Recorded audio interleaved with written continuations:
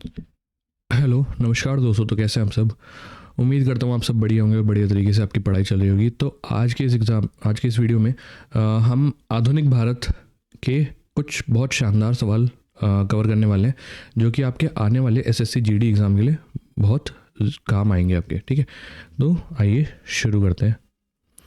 सबसे पहला सवाल है, भारत में पहली ब्रिटिश प्रेसिडेंसी कहाँ स्थापित की गई थी?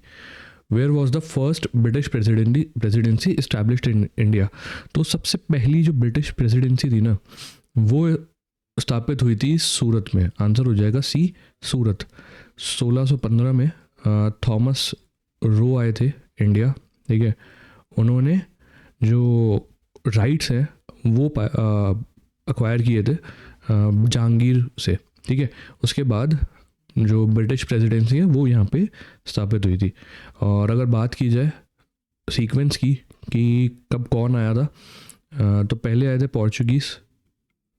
ठीक है, उसके बाद आए थे डच, उसके बाद आए थे इंग्लिश, फिर आए थे डेन्स, फिर थे फ्रेंच।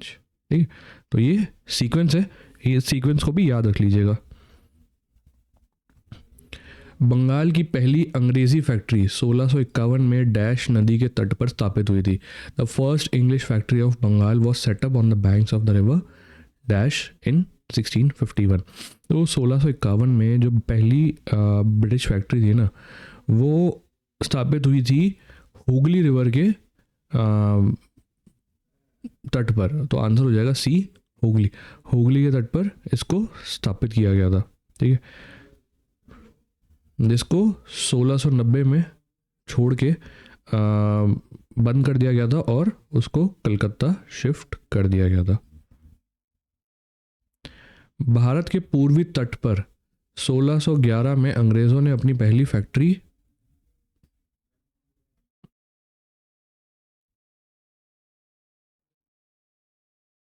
1611 में अंग्रेज़ों ने अपनी पहली फैक्ट्री इनमें से किस जगह पर खोली थी?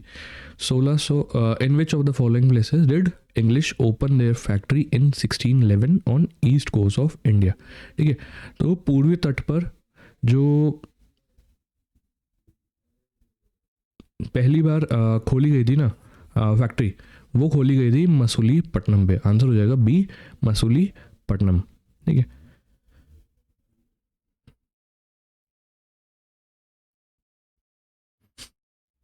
पुर्तगालियों ने गोवा पर कब कब्जा किया था? When was Goa captured by Portuguese?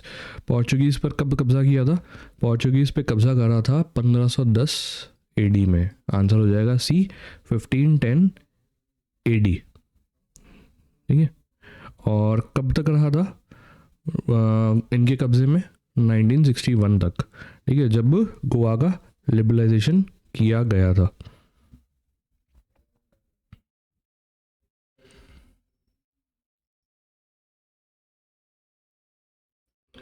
और कब्जा करा किसने था? पोर्चुगीज़ की तरफ से आए थे अल्फोंसो डी एल्बकर्की। उन्होंने हराया था सुल्तान ऑफ बीजापुर जो थे आदिल शाह। ठीक है, उसके बाद गोवा पर कब्जा करा था। मशहूर खोजकर्ता डैश भारत आना चाहता था लेकिन अमेरिका के किनारे पर उतर गया। The famous explorer dash wanted to come to India but instead landed on the shores of America. तो ये खोजकर्ता का नाम पूछा हुआ है। इस खोजकर्ता का नाम है क्रिस्टोफर कोलंबस। आंसर हो जाएगा सी, क्रिस्टोफर कोलंबस। आना चाहते थे भारत पर पहुंच गए अमेरिका। स्पेन से थे ये क्रिस्टोफर कोलंबस। ठीक है, स्पेन से थे और ये इन्होंने करा था 1492 में। इसके कारण अमेरिकी जो थे उनको कहा गया था रेड इंडियंस। ठीक है, इस नाम से ये लोग फेमस हुए थे। ईस्ट इंडिया कंपनी ने भारत के किस शहर में पहला ट्रेडिंग सेंटर बनाया था? In which city of India did the East India Company set up its first trading centre? तो सबसे पहला जो ट्रेडिंग सेंटर बना था ना, वो बना था सूरत में। आंसर हो जाएगा डी, सूरत। सूरत में सबसे पहला ट्रेडिंग सेंटर खोला गया था अंग्रेज़ों द्वारा। और ये कब हुआ था? ये हुआ था 1600 एडी में, ठीक है। ब्रिटिश ईस्ट इंडिया कंपनी ने भारत में डैश के दौरान खुद को स्थापित किया था। British east India company established itself during dash in India. तो ब्रिटिश ईस्ट इंडिया कंपनी ने खुद को स्थापित कब किया? उसने स्थापित किया था 1600 एडी से लेके 1612 एडी के बीच में, ठीक है। इस बीच में इन्होंने अपने आप को यहाँ पे स्थापित कर दिया था। और इसकी जो अगर देखा जाए तो अंग्रेज़ों को, जो ईस्ट इंडिया कंपनी को मोनोपोली की जो परमिशन मिली थी, वो मिली थी उस टाइम की जो रानी थी इंग्लैंड की, क्वीन एलिजाबेथ द फर्स्ट, ठीक है। इन्होंने इनको ट्रेड की परमिशन दी थी। ब्रिटिश ईस्ट इंडिया कंपनी को डैश के नाम से भी जाना जाता है। British east India company was also known by dash. तो इसका एक और नाम है, ठीक है। इसका नाम था जॉन कंपनी। आंसर हो जाएगा बी, जॉन कंपनी। क्यों? क्योंकि इसके एक फाउंडर थे जॉन वॉट्स, ठीक है। इस नाम पे इनका जो है जॉन कंपनी के नाम से भी इसको जाना जाता था। 1662 में पोर्चुगल के ब्रिटिश राजा चार्ल्स सेकंड को पुर्तगाल के राजा की बहन के दहेज के तौर पर कौन सा भारतीय शहर तोहफे में गिफ्ट करा, ठीक है। तो इन 1662 Portugal had gifted which Indian city to the British King Charles II as part of dowry of the sister of King of Portugal, ठीक है।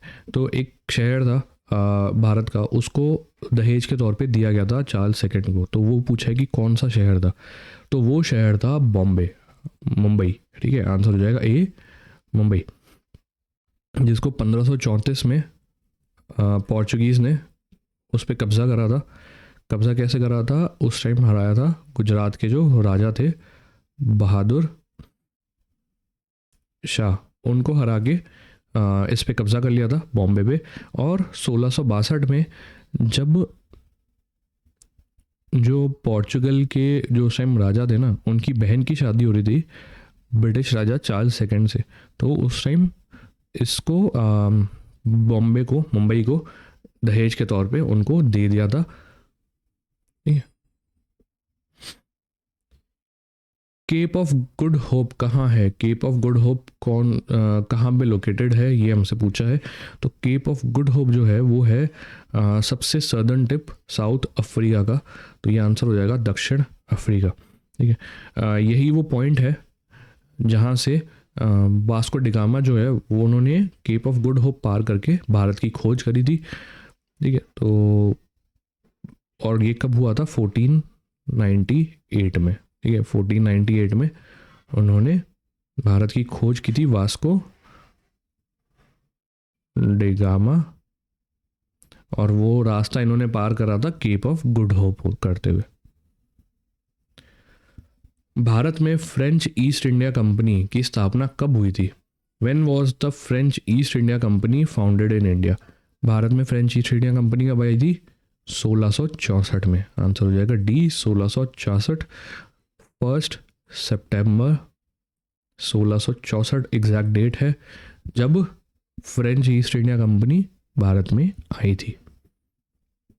पानीपत की तीसरी लड़ाई किस साल में लड़ी गई थी? In which year was the third battle of Panipat fought?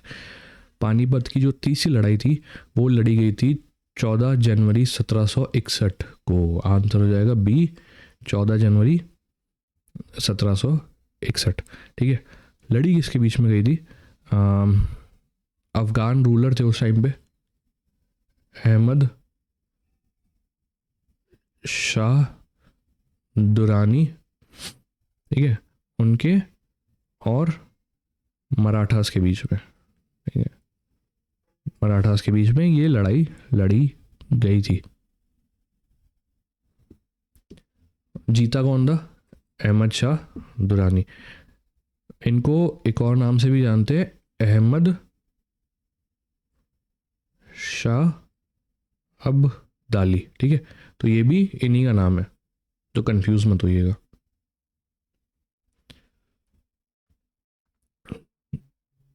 Salbai की संधि पर डैश में साइन किए गए थे, जिसे पहला एंग्लो मराठा युद्ध सुलझ गया था। ठीक है, the treaty of Salbai was signed in dash which settled the first Anglo Maratha war. तो ये जो ट्रीटी साइन हुई थी ना, ये साइन हुई थी जब पहला एंग्लो मराठा वॉर है उसको सेटल करने के लिए। वही किसके बीच में थी? मराठास और ईस्ट इंडिया कंपनी के बीच में ये लड़ाई हुई थी। ठीक है, और साइन कब किया हुआ था? ये मई 1782 में। आंसर हो जाएगा बी, मई 1782। नेगोशिएशन तो 1775 से स्टार्ट हो गए थे, और सॉरी, लड़ाई शुरू हुई थी 1775 में। ठीक है, और 1782 में ट्रीटी साइन होके वॉर ख़त्म कर दी गई थी। बेसिन की संधि किस साल साइन की गई थी? The treaty of basin was signed in which year? तो ट्रीटी ऑफ बेसिन साइन की गई थी 31 दिसंबर 1802 में। आंसर हो जाएगा बी, 1802। हुई किसके बीच में थी? ईस्ट इंडिया कंपनी और बाजीराव द सेकंड, इनके बीच में ये जो ट्रीटी है वो साइन की गई थी। अंग्रेज़ों ने पंजाब पर कब्ज़ा कब किया था? ठीक है, तो हमसे पूछा है कि अंग्रेज़ों ने पंजाब पर कब्ज़ा कब करा। तो उन्होंने कब्ज़ा करा था 1849 में। आंसर हो जाएगा बी, 1849 में। तो जब लड़ाई हुई थी, ठीक है, रिजल्ट था एंग्लो सिख वॉर। ठीक है, सेकेंड एंग्लो सिख वॉर जो था ना, वो हुआ था। तो उसमें जो है ईस्ट इंडिया कंपनी का जो नेतृत्व कर रहे थे वो थे चार्ल्स नेपियर। ठीक है, चार्ल्स नेपियर अंग्रेज़ों का नेतृत्व कर रहे थे, और उन्होंने सिख जो थे उनको हराया था। ठीक है, उसके बाद जो है 2 अप्रैल 1849 को अंग्रेज़ों ने इस पे कब्ज़ा कर लिया था और ब्रिटिश इंडिया में इसको शामिल कर लिया था।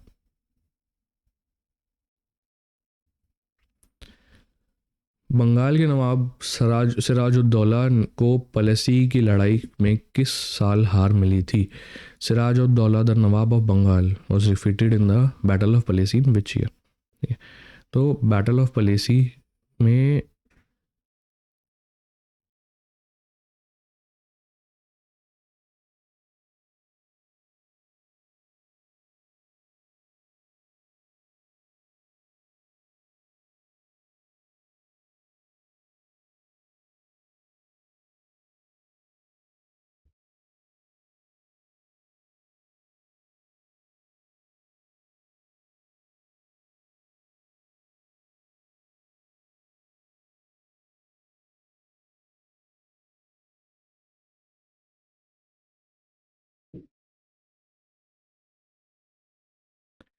बैटल ऑफ प्लेसी में इनको हार मिली थी 1757 में। आंसर हो जाएगा 1757। किस जगह को बंगाल सेना की नर्सरी कहा जाता है? बंगाल सेना की नर्सरी किस जगह को कहा जाता है? वो कहा जाता है अवध को। अवध और जो ईस्टर्न यूपी था ना, उसको क्यों कहा जाता है? क्योंकि सबसे ज़्यादा सैनिक इसी जगह से लाए जाते थे ब्रिटिश आर्मी के, जो बंगाल आर्मी के, सॉरी, सबसे ज़्यादा सैनिक यहीं से लाए जाते थे।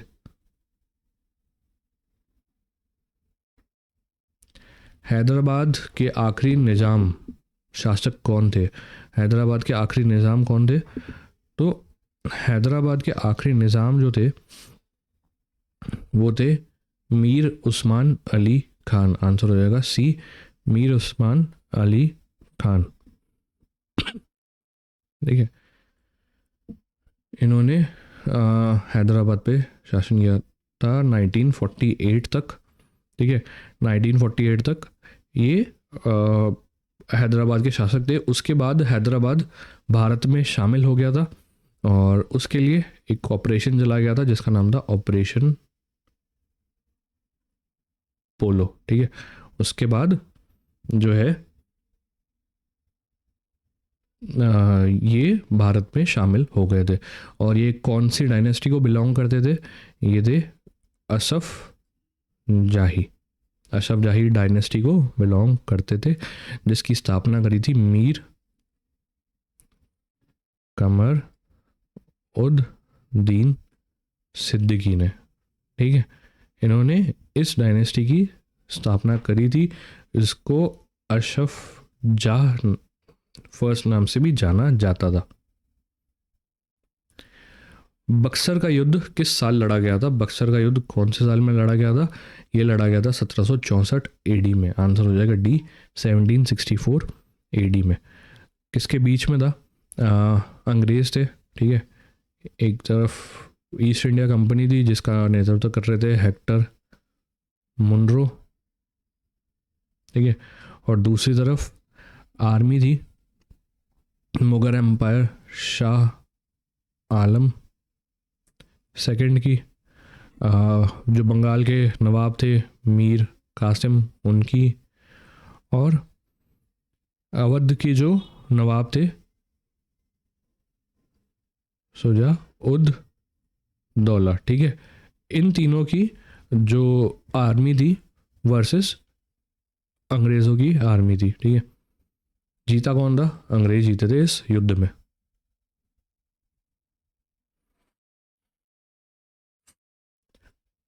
पलेसी की लड़ाई के समय बंगाल के नवाब कौन थे? पलेसी की जब बैटल ऑफ पलेसी हुआ था उस टाइम पे बंगाल के नवाब कौन थे?